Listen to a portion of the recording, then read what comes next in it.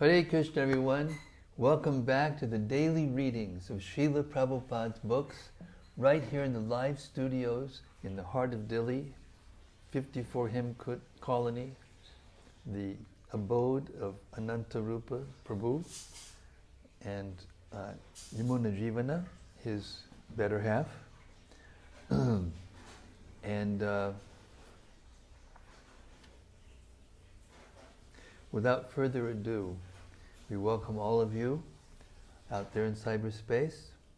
I was just saying to Anantarupa Prabhu how interesting it is to go from one place to another and still do these readings and have a live studio in different places. It's very transcendental.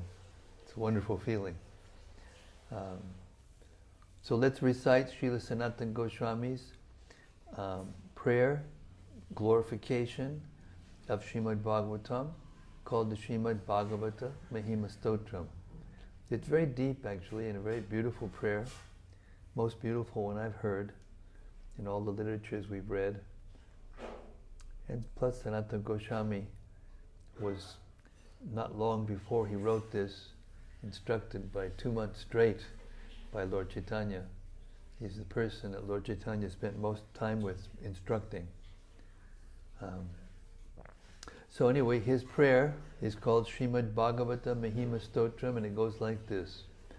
Sarva Shastrabdi Piyusha Sarva Vedaika Satpala Sarva Siddhanta Ratnadya Sarva Lokaika Drik Prida. O nectar from the ocean of all scriptures, singular fruit of all the Vedas, rich mine of the precious gems of all conclusive truths, you are the only giver of sight to all the worlds. Sarva Bhagavata Prana Srimad Bhagavata Prabho Kalidvan Doditaditya Sri Krishna Parivartita.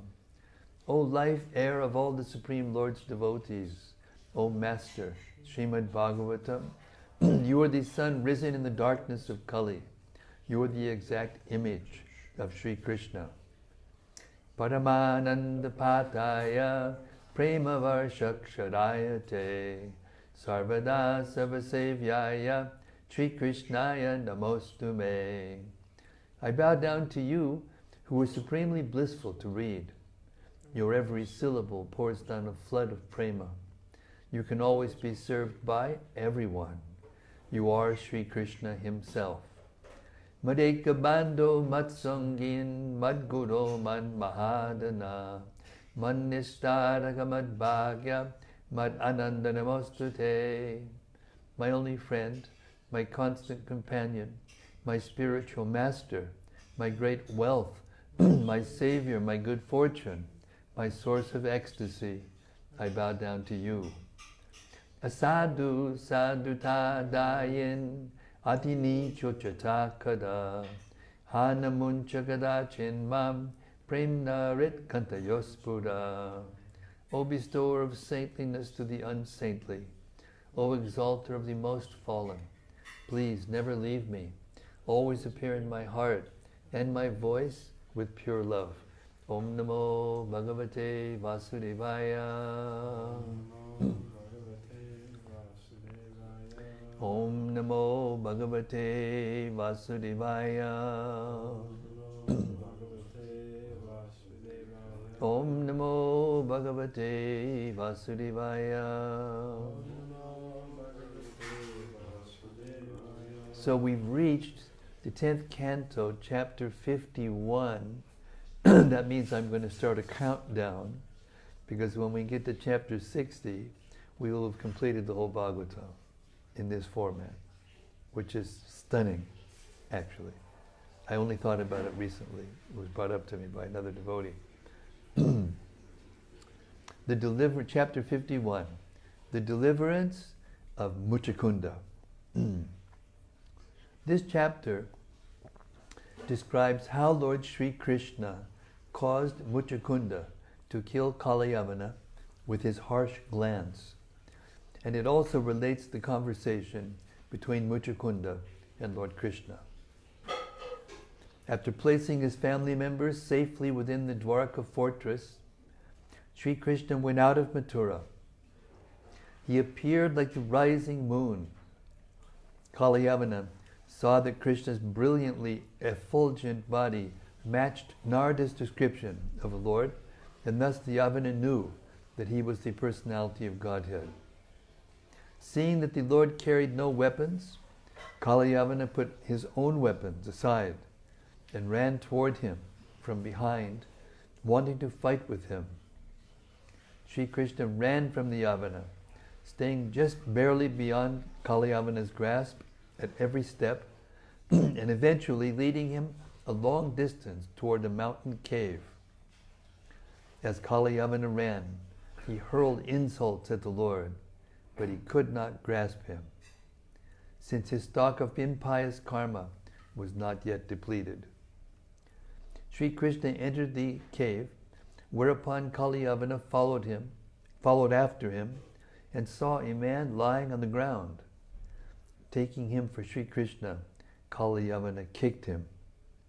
The man had been sleeping for a very long time, and now having been violently awakened, he looked around angrily in all directions and saw Kalyavana. The man stared harshly at him, igniting a fire in Kalyavana's body and in a moment burning him to ashes. This extraordinary person was a son of Mandatas named Mucukunda. He was devoted to Brahminical culture and always true to his vow. Previously, he had spent many long years helping to protect the demigods from the demons. When the demigods had eventually obtained Kartikeya as their protector, they allowed Mucukunda to retire, offering him any boon other than liberation, which only Lord Vishnu can bestow. Mucukunda had chosen from the demigods the benediction of being covered by sleep, and thus, since then, he had been lying asleep within the cave. Upon Kalyavana's immolation, Sri Krishna showed himself to Mucukunda, who was struck with wonder at seeing Krishna's incomparable beauty. Mucukunda asked Lord Krishna who he was, and also explained to the Lord his own identity. Mucukunda said, after growing weary from remaining awake for a long time, I was enjoying my sleep here in this cave when some stranger disturbed me, and suffering the reaction of his sins, was burnt to ashes. O Lord, O vanquisher of all enemies, it is my great fortune that I now have the vision of your beautiful form. Lord Sri Krishna then told Mucukunda who he was and offered him a boon. The wise Mucukunda, understanding the futility of material life, asked only that he might be allowed to take shelter of Lord Sri Krishna's lotus feet. Pleased at this request, the Lord said to Mucukunda, my devotees are never enticed by material benedictions offered to them. Only non-devotees, namely yogis and speculative philosophers, are interested in material benedictions, having mundane desires in their hearts. My dear Mucukunda, you will have perpetual devotion for me. Now, always remaining surrendered to me, go perform penances to eradicate the sinful reactions incurred from the killing you had to do in your role as a warrior. In your next life, you will become a first-class Brahmana and attain me. Thus the Lord offered Mucukunda his blessings. Text 1 through 6.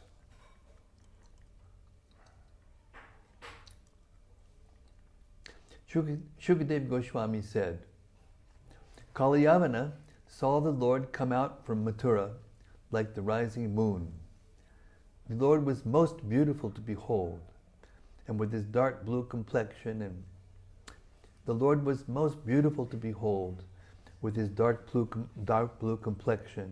and yellow silk garments. Upon his chest he bore the mark of Shrivats, and the Kaustuba gem adorned his neck. His forearms were sturdy and long. he displayed his ever joyful lotus-like face, with eyes pink like lotuses, beautifully effulgent cheeks, a pristine smile, and glittering sharp-shaped earrings. The barbarian thought, this person must indeed be Vasudev, since he possesses the characteristics Narada mentioned. He is marked with Srivats, he has 4 arms, his eyes are like lotuses, he wears a garland of forest flowers, and he is extremely handsome. He cannot be anyone else. Since he goes on foot and unarmed, I will fight him without weapons. Resolving thus, he ran after the Lord, who turned his back and ran away. Kalyavana hoped to catch Lord Krishna, although great mystic yogis cannot attain him. Purport. Although Kalyavana was seeing Lord Krishna with his own eyes, he could not adequately appreciate the beautiful Lord. Thus, instead of worshipping Krishna, he attacked him. Similarly, it is not uncommon for modern men to attack Krishna in the name of philosophy, law and order, and even religion. Text 7. Appearing virtually within reach of Kalyavana's hands at every moment, Lord Hari led the king of the Yavanas far away to a mountain cave. 8. While chasing the Lord, the Yavana cast insults at him, saying, you took birth in the Yadu dynasty. It's not proper for you to run away. But still, Kalyavana could not reach Lord Krishna because his sinful reactions had not been cleansed away. Text 9. Although insulted in this way, the Supreme Lord entered the mountain cave. Kalyavana also entered, and there he saw another man lying asleep. Purport. The Lord exhibits here his opulence of renunciation. Determined to execute his plan and give his blessings to Mucukunda, the Lord ignored Kalyavana's insults and calmly proceeded with his program. Text 10. So, after leading me such a long distance, now he is lying here like some saint. Thus thinking the sleeping man to be Lord Krishna, the deluded fool kicked him with all his strength. Text 11. The man awoke after a long sleep and slowly opened his eyes. Looking all about, he saw Kalyavana standing beside him. The awakened man was angry and cast his glance at Kalyavana, whose body burst into flames. In a single moment, O King Parikshit, Kalyavana was burnt to ashes. Purport. The man who incinerated Kalyavana with his glance was named Mucukunda. As he will explain to Lord Krishna, he had fought for a long time on behalf of the demigods, finally taking as his benediction the right to sleep undisturbed. The Harivangsha explains that he secured the further benediction of being able to destroy anyone who disturbed his sleep. Acharya Vishwanath Chakravarti quotes from the Sri Harivangsha as follows. Prasuptam bodhayetyo mam tam daheyam aham sudaha chakshusha krodadiptena evam aha puna punaha. Again and again Mucukunda said, O demigods with blazing eyes. Again and again Mucukunda said, O demigods with eyes blazing with anger, may I incinerate anyone who awakens me from sleep. Srila Vishwanath Chakravarti explains that Mucukunda made this rather morbid request to scare Lord Indra, who Mucukunda thought might otherwise wake him repeatedly to request his help in fighting Indra's cosmic enemies. Indra's consent to Mucukunda's request is described in Sri Vishnu Purana as follows. Proktash chadevai samsuptam yastvam uttapayishyati deha chenagnima sadya satubasmi karishyati. The demigods declared, whoever awakens you from sleep will suddenly be burnt to ashes by a fire generated from his own body.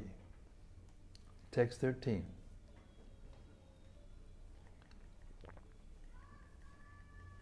King Parikshit said, who was that person, O Brahmana?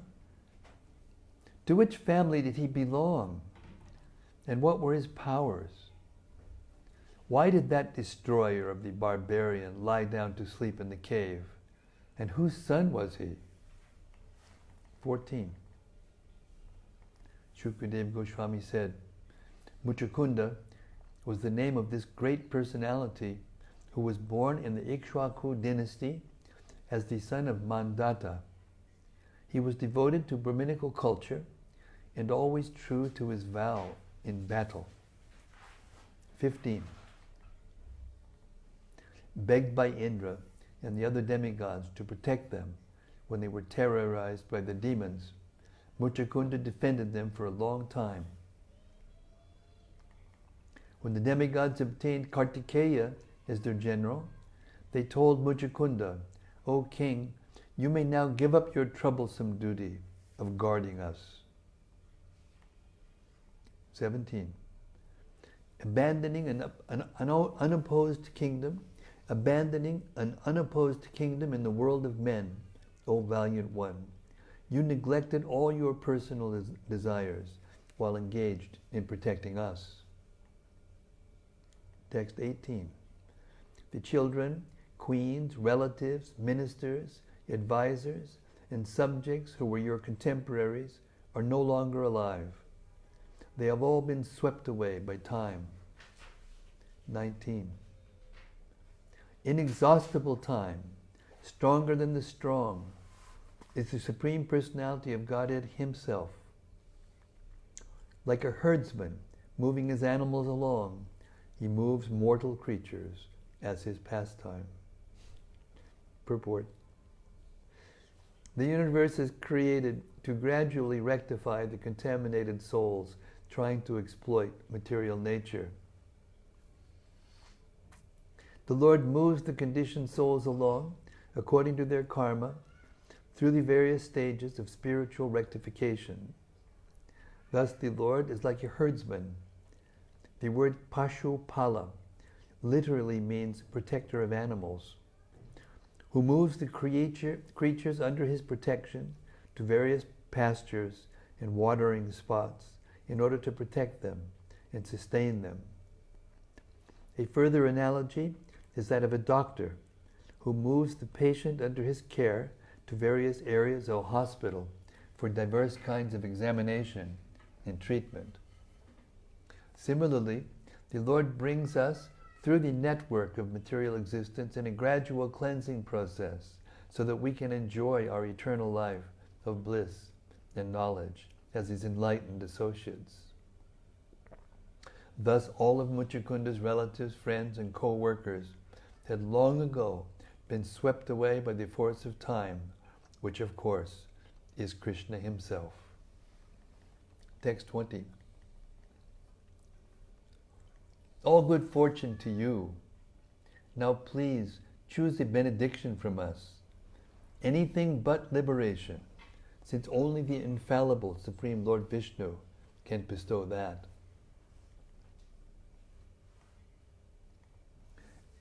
Addressed thus, King Mucukunda took his respectful leave of the demigods and went to a cave, where he lay down to enjoy the sleep they had granted him.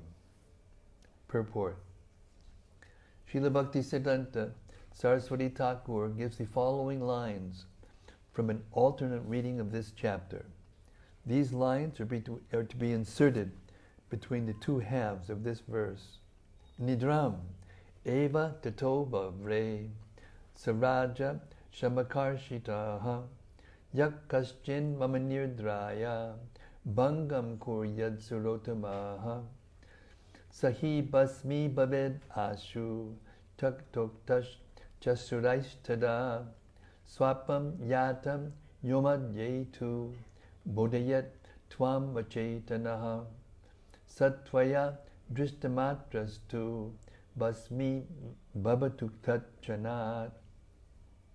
The king, exhausted by his labor, then chose sleep as his benediction. He further stated, O best of the demigods, may whoever disturbs my sleep be immediately burned to ashes. The demigods replied, so be it, and told him, that insensitive person who wakes you in the middle of your sleep will immediately turn to ashes simply by you seeing him. Text 22. After the Yavana was burnt to ashes, the Supreme Lord, chief of the Sattvatas, revealed himself to the wise Mucukunda. 23 to 26. As he gazed at the Lord, King Mucukunda saw that he was dark blue like a cloud, had 4 arms, and wore a yellow silk garment. On his chest he bore the Srivat's mark, and on his neck the brilliantly glowing Kaustuba gem. Adorned with a Vaijayanti garland, the Lord displayed his handsome, peaceful face, which attracts the eyes of all mankind with its sharp-shaped earrings and affectionately smiling glance. The beauty of his youthful form was unexcelled, and he moved with the nobility of an angry lion. The highly intelligent king was overwhelmed by the Lord's effulgence, which showed to him to be invincible. Expressing his uncertainty, Mucukunda hesitantly questioned the Lord Krishna as follows. Purport. It is significant that text 24 states, Chatur Bhujam Rochamanam.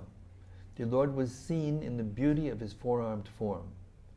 Throughout this great work, we find Lord Krishna manifesting his various transcendental forms, most prominently the 2-armed form of Krishna and the 4-armed form of Narayana or Vishnu.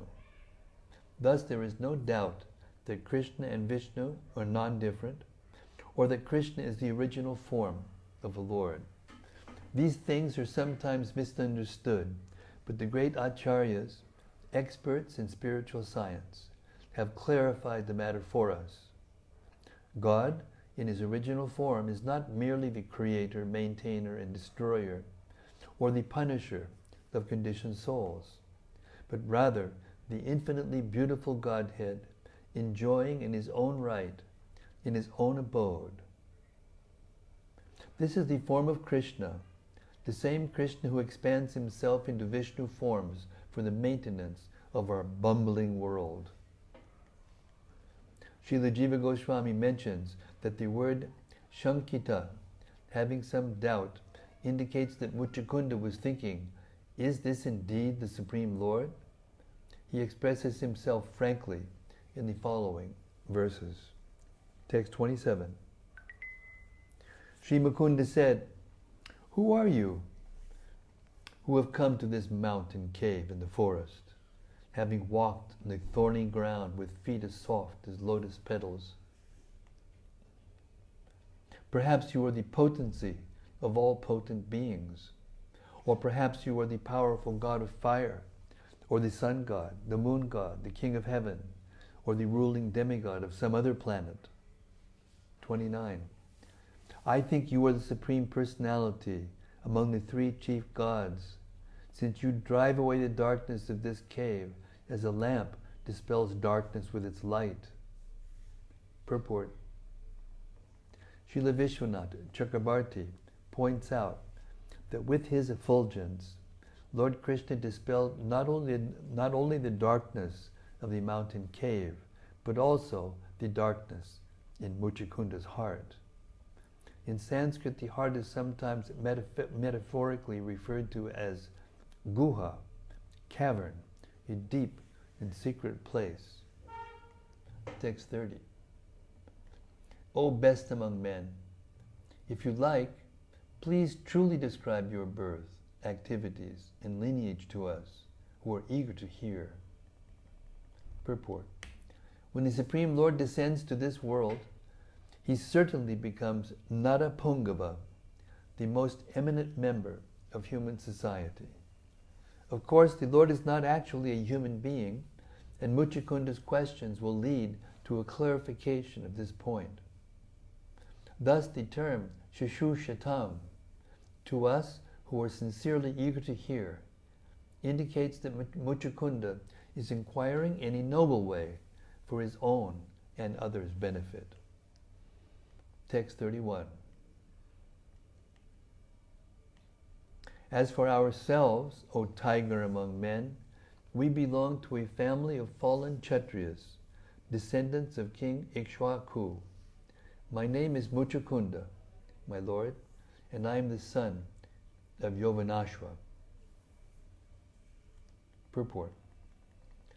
It is common in Vedic culture that a Kshatriya will humbly introduce himself as Kshatrabandhu, a mere relative in a Kshatriya family, or in other words, a fallen Kshatriya. In ancient Vedic culture, to claim a particular status on the basis of one's family relations was itself indicative of a fallen position. Kshatriyas and Brahmanas should be given status according to their merit, by their qualities in work and character. When the caste system in India became degraded, people proudly claimed to be relatives of Kshatriyas or Brahmanas, though in the past, such a claim, unaccompanied by tangible qualifications, indicated a fallen position.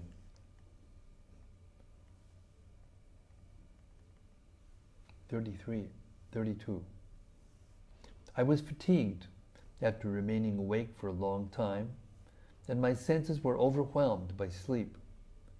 Thus I slept comfortably here in this solitary place until just now someone woke me. 33. The man who woke me was burned to ashes by the reaction of his sins. Just then I saw you possessing a glorious appearance and the power to chastise your enemies. Purport. Kalyavana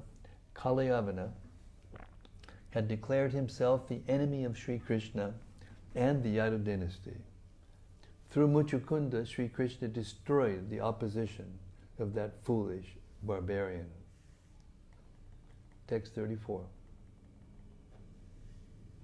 Your unbearably brilliant effulgence overwhelms our strength, and thus we cannot fix our gaze upon you, O Exalted One, for you are to be honored by all embodied beings. 35. Shukadeva Goswami continued, thus addressed by the king, the Supreme Personality of Godhead, origin of all creation, smiled, and then replied to him in a voice as deep as the rumbling of clouds. Text 36. The Supreme Lord said, my dear friend, I have taken thousands of births, lived thousands of lives, and accepted thousands of names. In fact, my births, activities, and names are limitless, and thus I cannot count them. 37. After many lifetimes, someone may count the dust particles on the earth, but no one can ever finish counting my qualities, activities, names, and births. 38. O King, the great sages enumerate my births and activities which take place throughout the three phases of time, but never do they reach the end of them. 39 and 40. Nonetheless, O friend, I will tell you about my current birth, name, and activities. Kindly hear. Some time ago, Lord Brahma requested me to protect religious principles and destroy the demons who were burdening the earth. Thus I descended in the Yadu dynasty in the home of Anut-Kudundubi. Indeed, I am the son of Vasudeva. People call me Vasudeva. 41. I have killed Kalanemi, reborn as Kamsa, as well as Pralamba and other enemies of the pious. And now, O king, this barbarian has been burnt to ashes by your piercing glance. 42. Since in the past you repeatedly prayed to me, I have personally come to this cave to show you my mercy, for I am affectionately inclined to my devotees. Purport. It is apparent from this verse that Mucukunda was a devotee of the Supreme Lord. He had prayed for the Lord's association, and now Sri Krishna granted his fervent request. 43. Now choose some benedictions from me, O saintly king. I will fulfill all your desires. One who has satisfied me need never again lament. Purport. The Acharyas explain that we lament when we feel incomplete, when we have lost something, or when we fail to achieve something desirable. One who has satisfied Krishna and thus attained the Lord's mercy will never be troubled in these ways. Lord Krishna is the reservoir of all pleasure, and he enjoys sharing his spiritual bliss with all living beings. We need only cooperate with the Supreme Lord. 44. Shukadeva Goswami said, Mucukunda bowed down to the Lord when he heard this. Remembering the words of the sage Garga, he joyfully recognized Krishna to be the Supreme Lord, Narayana. The king then addressed him as follows. Purport. Although the Lord here appears as four-handed Narayana, we may say that Mucukunda was addressing Sri Krishna. All of this is taking place within the context of Krishna Lila, the pastimes of Lord Krishna. It is well known to Vaishnavas that the four-armed forms of Vishnu, or Narayana, are expansions of Sri Krishna. Thus, within the pastimes of Lord Krishna, there may also appear Vishnu Lila, the activities of Vishnu. Such are the qualities and activities of the Supreme Godhead. Deeds that for us would be extraordinary and even impossible are commonplace, effortless pastimes for the Supreme Personality of Godhead. Srila Sridhar Swami informs us that Mucukunda was aware of the prediction of the ancient sage Garga that in the 28th millennium the Supreme Lord would descend. According to Acharya Vishwanath, Garga Muni further informed Mucukunda that he would personally see the Lord. Now it was all happening. Text 45.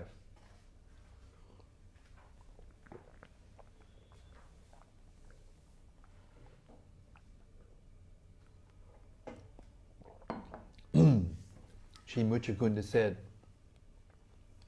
O Lord, the people of this world, both men and women, are bewildered by your illusory energy.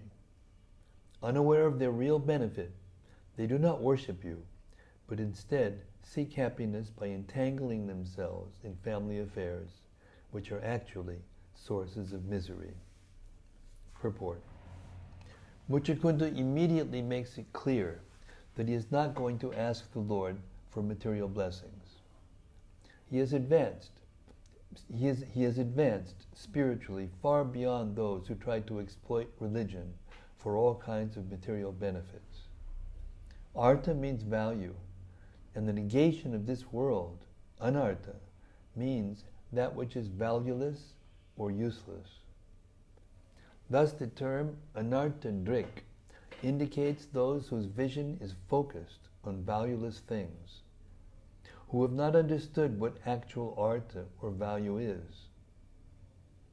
All that glitters is not gold, and Mucukunda here emphatically states that we should not ruin our spiritual chances by entangling ourselves in the fool's gold of bodily relationships. We are meant to love the Lord. 46. That person has an impure mind, who despite having someone or other automatically obtained the rare and highly evolved human form of life. I'll read that again.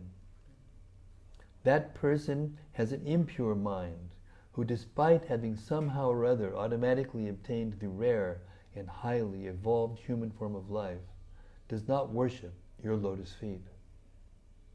Like an animal that has fallen into a blind well, such a person has fallen into the darkness of a material home. Purport. Our real home is in the kingdom of God.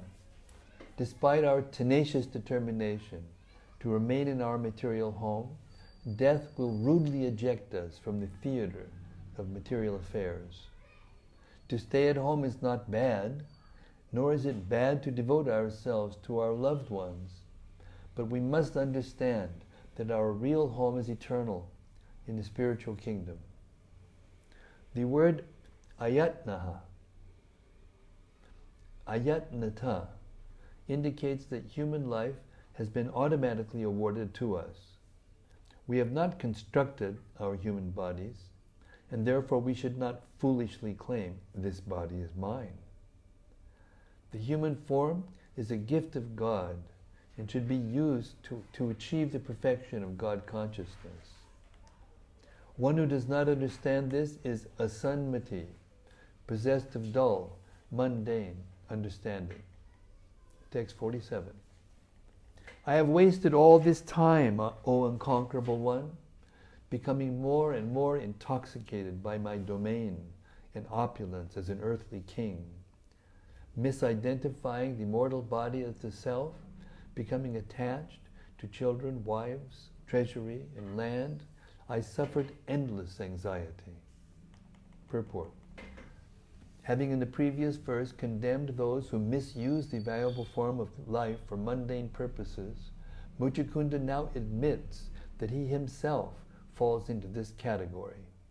He intelligently wants to take advantage of the Lord's association and become a pure devotee, once and for all.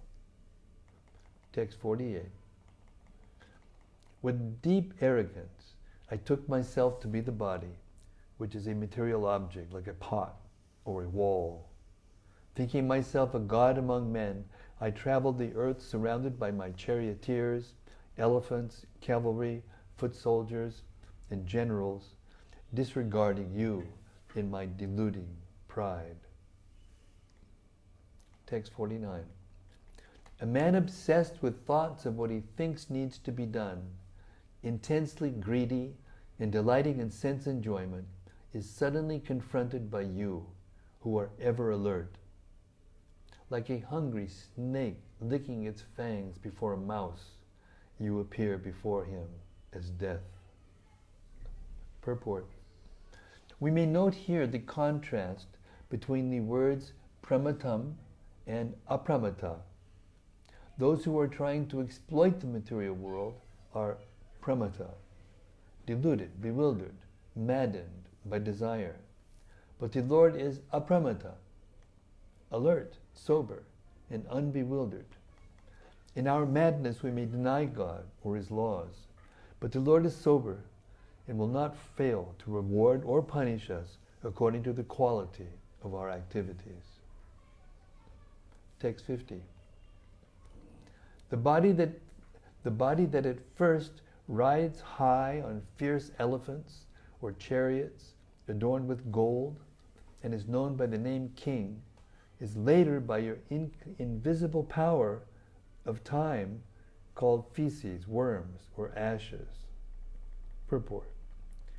In the United States and other materially developed countries, dead bodies are cosmetically disposed of in a tidy, ceremonial way. I'll read that again. In the United States and other materially developed countries, dead bodies are cosmetically disposed of in a tidy, ceremonial way. But in many parts of the world, Old, sickly, and injured people die in lonely or neglected places where dogs and jackals consume their bodies and transform them into stool. And if one is so blessed as to be buried in a coffin, one's body may very well be consumed by worms and other minuscule creatures. Also, many earthly cadavers are burned and thus transformed into ashes. In any case, death is certain, and the ultimate fate of the body is never sublime. That is the real purport of Mucukunda's statement here. That the body, though now called king, prince, beauty queen, upper middle class, and so on, will eventually be called stool, worms, and ashes. Srila Sridhar Swami quotes the following Vedic statement: Yone sahasrani bahuni gatva dukena labdvapi chamu manushatvam sukhavaham yena bhajanti vishnu te vai manushat manishatribhutaha. After passing through many thousands of species and undergoing great struggle, the conditioned living entities finally obtain the human form. Thus, those human beings who still do not worship Lord Vishnu, who can bring them real happiness, have certainly become enemies of both themselves and humanity. Text 51. Having conquered the entire circle of directions, and being thus free of conflict, a man sits on a splendid throne, receiving praise from leaders who were once his equals. But when he enters the women's chambers, where sex pleasure is found, he is led about like a pet animal, O Lord. Text 52. A king who desires even greater power than he already has strictly performs his duties, carefully practicing austerity and foregoing sense enjoyment. But he whose urges are so rampant, thinking I am independent and supreme, cannot attain happiness. Text 53. When the material life of a wandering soul has ceased, O Achyuta, he may attain the association of your devotees. And when he associates with them, there awakens in him devotion unto you, who are the goal of the devotees and the Lord of all cause and their effects. Purport. Acharyas Sri Jiva Goswami, Acharyas Jiva Goswami and Vishwanath Chakrabarti agree on the following point. Although it is stated here that when material life ceases, one attains the association of devotees, in fact, it is the association of the Lord's devotees that enables one to transcend material existence. Srila Jiva Goswami explains this apparent inversion of sequence by quoting the Kavya Prakash 10.153 as follows: Karya Karnayoscha Purarvai Parvaparya Viparyayo Vigaya Tisha Yukti Syat Sa. A statement in which the logical order of a cause and its effect is reversed should be understood as atishayukti, emphasis by extreme assertion. This is what this dog is doing outside. Emphasis by extreme assertion.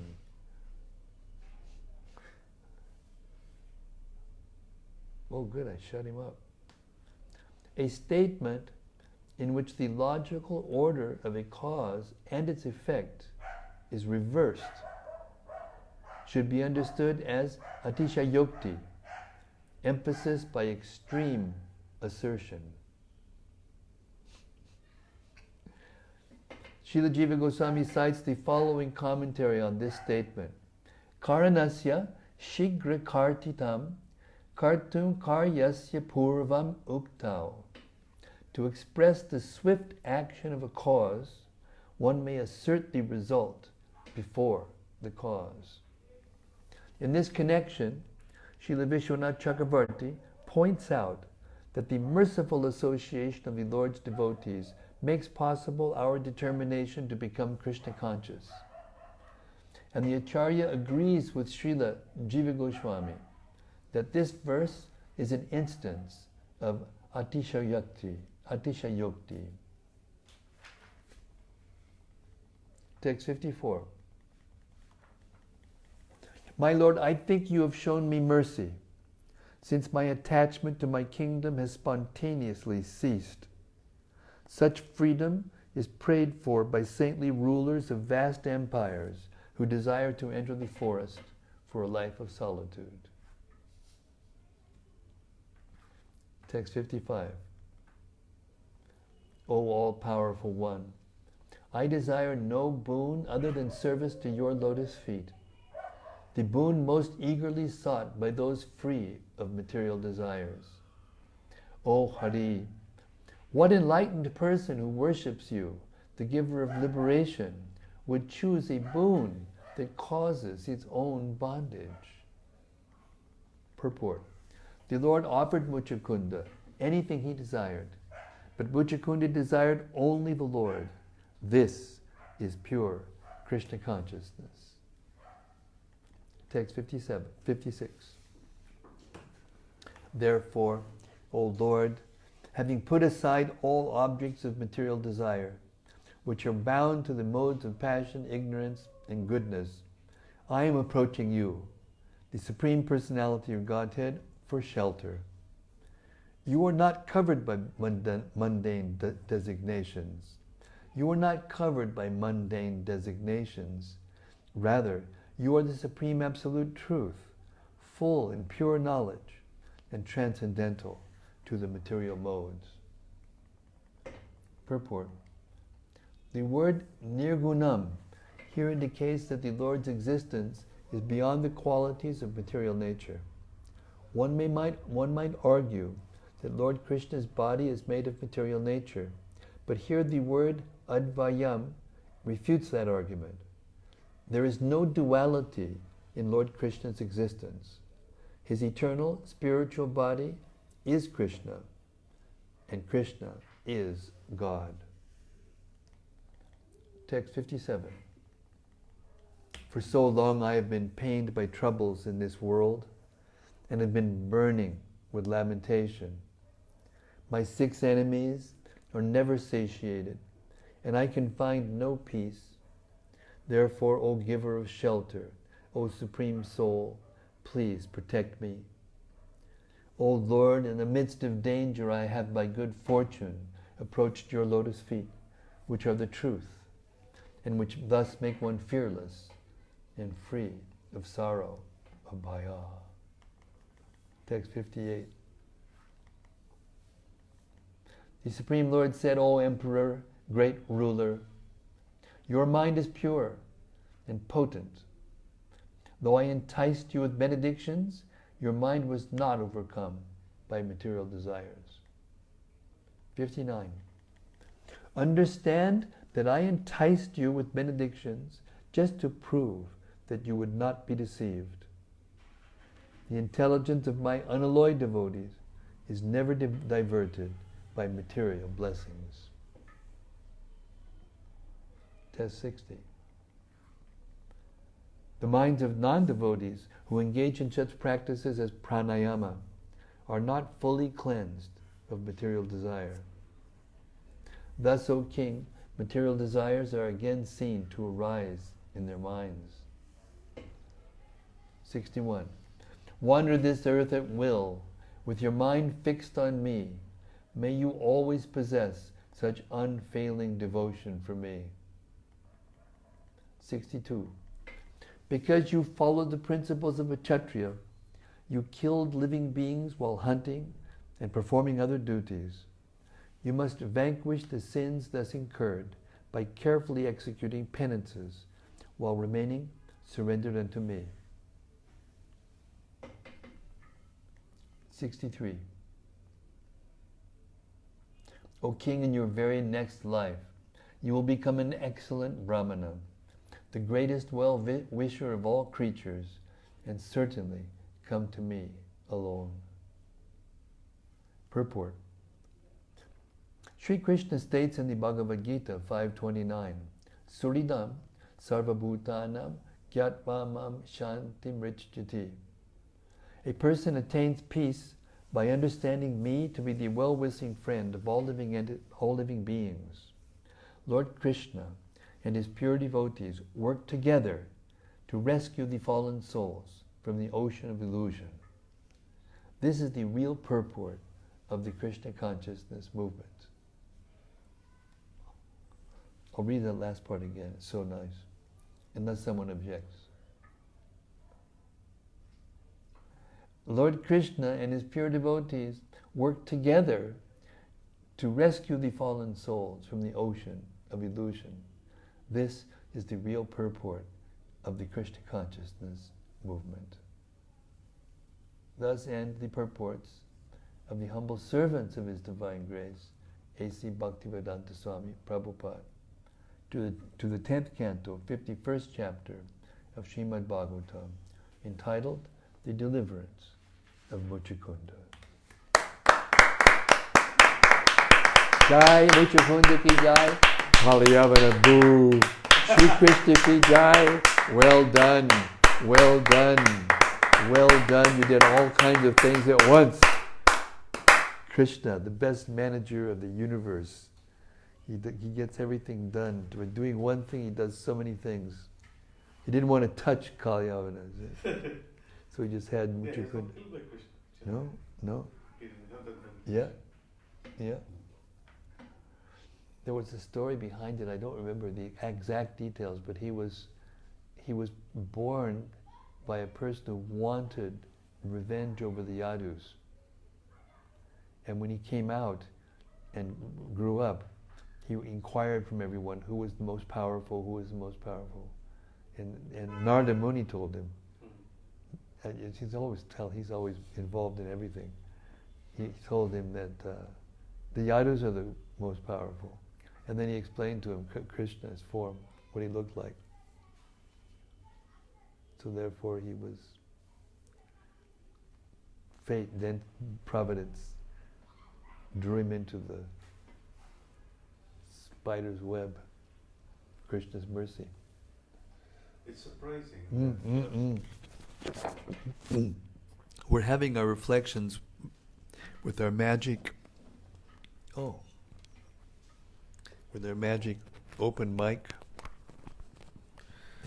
Anantarupa, Yes, start us off. It's kind of surprising, or maybe I'm missing something here, that Kalyavana could recognize Krishna for who he is based on the description that he has heard from Narada Muni. Whereas King Mucukunda, when he saw Krishna, even though he was a devotee and had prayed in his previous life, could not recognize Krishna for who he is. Well, the answer is that, he was a great warrior. I mean, one of the greatest warriors in the history of the universe. Remember what it said? Before Kartikeya was born, to protect, of the demigods. He was the defender of the demigods. So that he was really special, and he fought for a very long time without sleeping.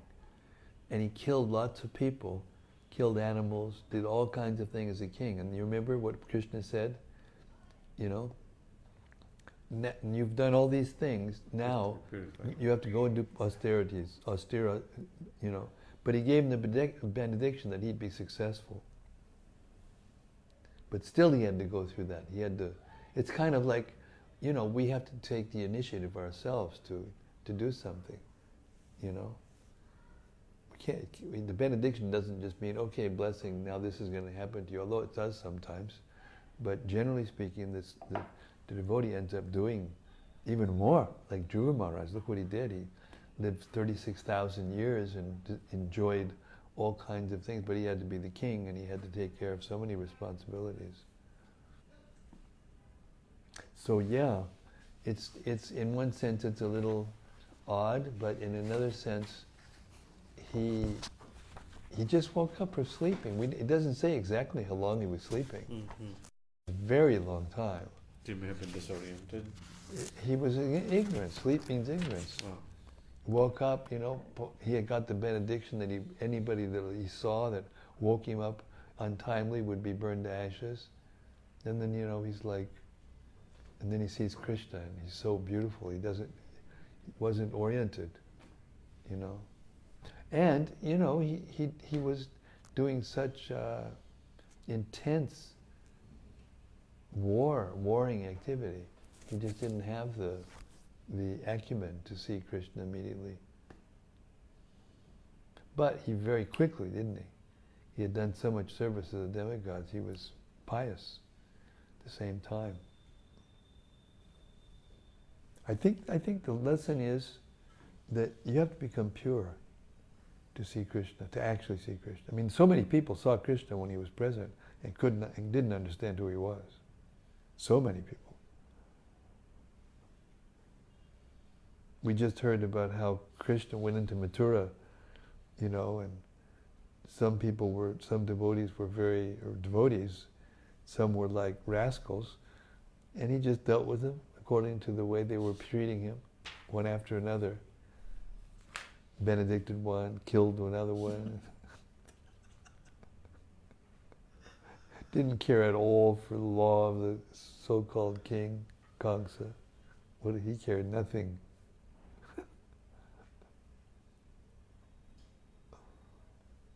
Yeah, he's so incredible. But this Mucukunda was was a devotee in his past life, and he did all this, whatever he pursued in his role as a Kshatriya king. Why is it considered sinful? Well, when you kill, it's like even if you're a pious householder, right? When you do things like when Yamuni cooks or starts a fire or gets water or you walk on the street, you kill people, you kill living beings. It's sinful. Nobody can avoid those things. Therefore, there are those 5, and we heard what those 5 were. Did you write it down? Can you find it quickly? There's the 5 yagyas that everyone's supposed to perform, especially householders.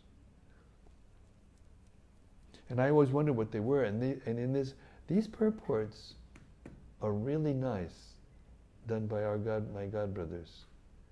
They're very well researched, and Gopi Pradhan Prabhu had a lot to do with this. Getting the Sanskrit, getting the details from the different, Acharya's commentaries. Just like Prabhupada. And written and the purports are very nicely put together. Very nice.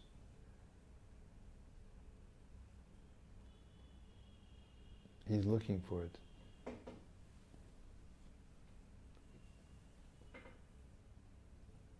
Don't remember where it was either.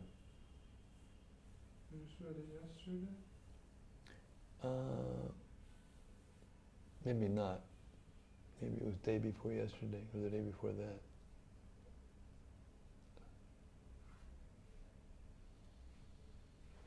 So yeah, I mean, no matter who you are, no matter what you're doing, just by being in the material world, you do. Even in Christianity, they have that concept, that everybody's a sinner, Because when you're in the material world, you have to inadvertently, even not when you're not trying, you have to kill other living beings. The other day, I was walking along the veranda, and I thought I saw one of those little tikis, little lizards, squished. Turned out to be a leaf, and the one thing at least looked like a tail, and I thought, oh no, he got squished by somebody, but then it wasn't. It was just a leaf. But it reminded me. It reminded me. You find it? 5. Let me see. We're on chapter 52 now. See if we can find it. What was it called? 5 yagyas.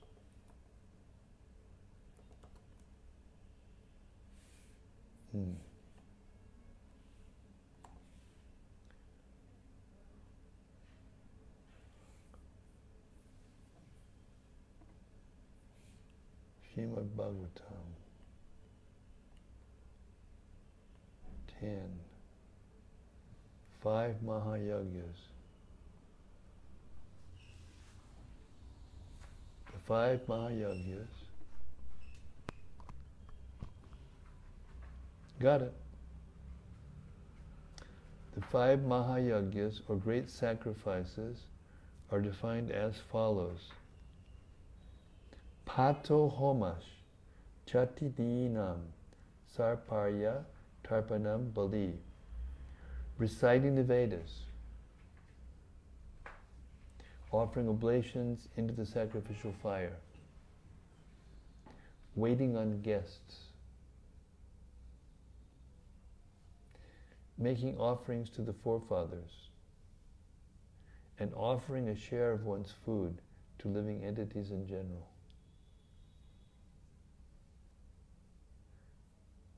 This is farther along. That wasn't where we...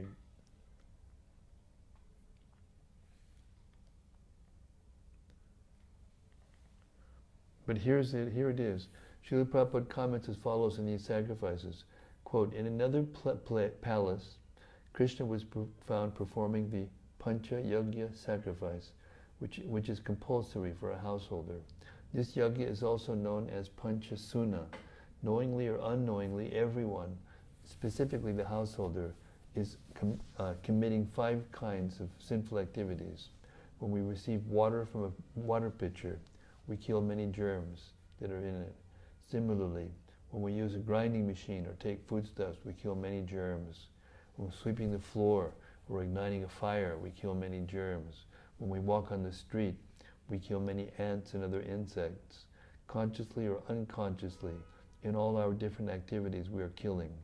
Therefore, it is incumbent upon every householder to perform the Panchasuna sacrifice to rid himself of the reactions to such simple activities. So that's chapter 69 of the 10th canto.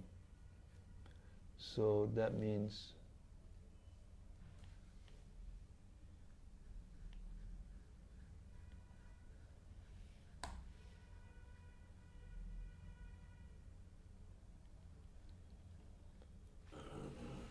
that's the same.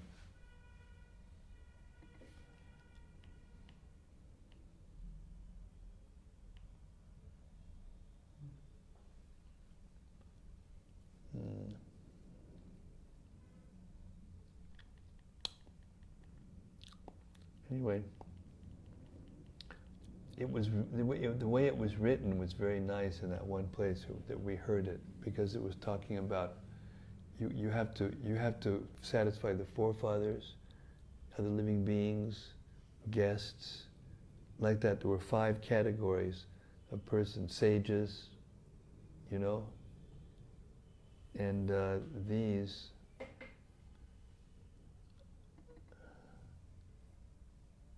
pato homash,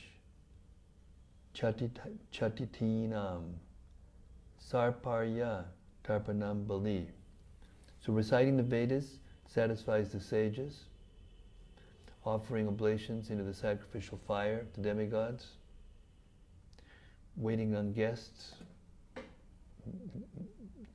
making offerings to the forefathers, and offering a share of one's food to living entities in general, so all living entities.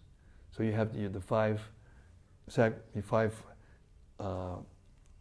Mahayagyas are to satisfy the sages, the demigods, guests in the home, the forefathers, and living entities in general. And this is how you satisfy them. And by doing that, you become relieved from the unwanted or the unknowing things that you do that are sinful. And of course, the Mahayagya is Sankirtan Yoga, chanting Hare Krishna. You get free from everything by doing the Harinam. We found one that we read the other day. Where was it? It's the purport to chapter 49, text 25. 49, 48, 25. 48, 20, 25. 25. I like the way it was put there.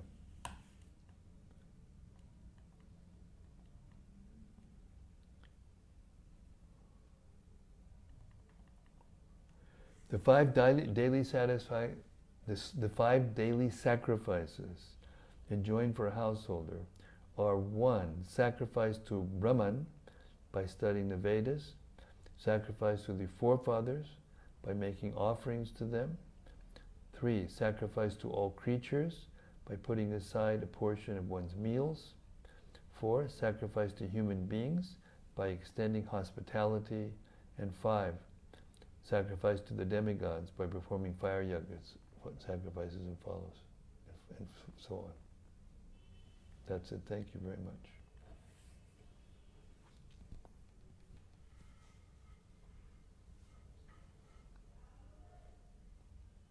What else? But in this day and age, chanting of Hare Krishna takes care of all these 5. Yes. Still, we try to do those others. Which are all mandatory. Yeah, depending on what our station is in life and our ashram and our situation, social status and everything. Like when Krishna would go to visit different devotees, like when he went to see Balalashva and who was this Brahmin? Balalashva was the king and the Brahmin was, can't remember. He went. All the sages. That's the story of. He went to see Balalashva and yes, with some sages, and to another devotee. It was in Mithila. Balalashva was the king, and then there were another Brahmana, very pure-hearted, simple Brahmana. I can't remember his name offhand, but yeah, and he sat, and each one of them thought that he just was going to see him, and it's amazing that the sages actually, by his mystic power, the sages also were seen in both places at the same time.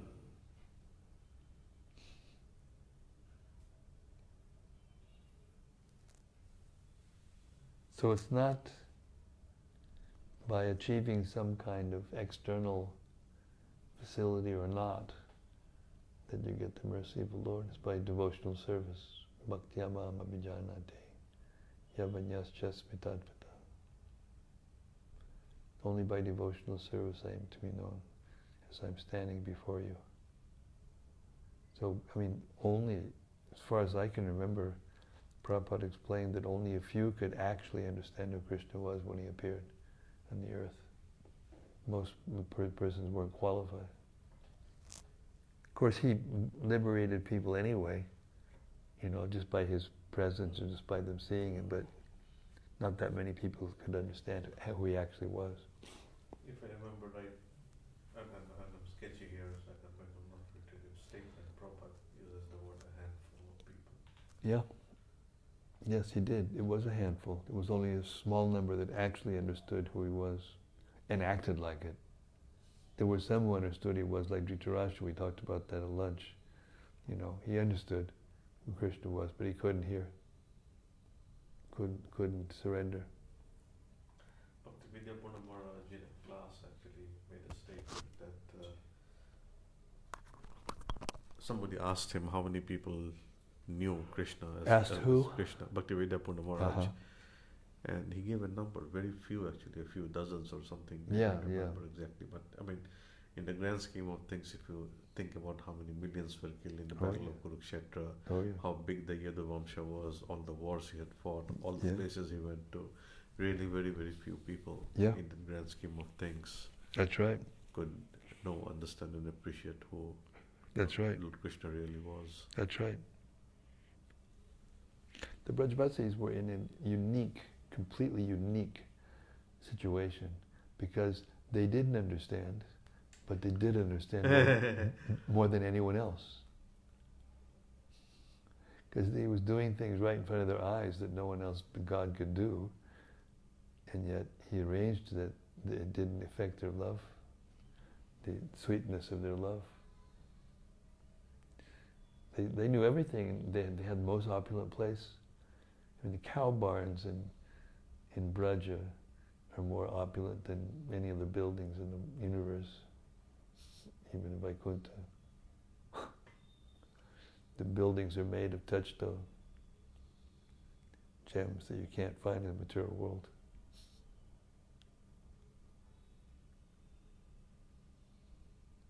And Krishna is so beautiful and so wonderful.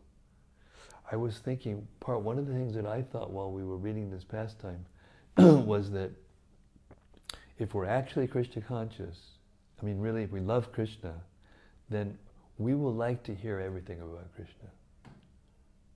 You know? We like to hear about him, whatever he does, wherever he is, whatever he's doing. We'll be enthralled and, you know, like mesmerized and fascinated by what he does and how beautiful he is and how, you know. Even when Gopis and Krishna used to go around in the forest, the Gopis would ask Krishna to tell them stories about different devotees, like especially Prahlad Maharaj and Dhruva Maharaj, because they were little boys and they were women, and they liked to hear these things.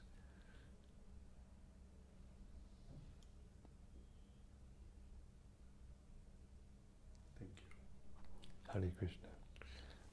Okay, we'll stop here. It's getting past, it's almost 7:30. Thanks everyone for attending our daily readings of Srila Prabhupada's books, which has become quite a thing, you know. I was in Govardhan, and a lot of my godbrothers came to see because it was Kartik, and so many people came through, Govinda Maharaj and Indu Maharaj and his whole clan, and Radhanath Maharaj and this one, and Vaisheshika, of course, were there, and we were reading all the time. And yeah, we're hearing from lots of devotees that they're really appreciating this. It's working, it's spreading. More devotees are starting to hear about Prabhupada, hear from Prabhupada directly, hear Krishna's pastimes. It's wonderful. By the way, I read a part of a section, an excerpt from Our Family Business, which was written by Shashika Prabhu. And there's 2 sections in the last chapter. The name of the chapter is On the Other Side of the Door. And the 2 sections we read were Books of the Basis and The Heart of ISKCON. And it's really wonderful how the point is made that Srila Prabhupada wanted us all to write, and it's natural that devotees who have been devotees for a very long time and are very expert and very eloquent will write books. But still, Prabhupada wanted us to keep him in the center and his books in the center. So that's up to us to carry that out. And this is our humble endeavor. So thank you very much, all of you. Please share. I was talking to Gopinath Prasad, and he's so happy that he's a disciple of Purijan Prabhu, and he's very qualified technologically. And he's right now transitioning in different ways, ashram and service and this and that. But he really got excited, and he wanted to help build a team and see different ways we can get this out there so the more devotees can share. So please share. Sharing means caring. Caring means sharing. And we'll see you tomorrow in the live studios here in Delhi, in the wonderful ashram of Anantarupa Prabhu and Jamuna Jivana,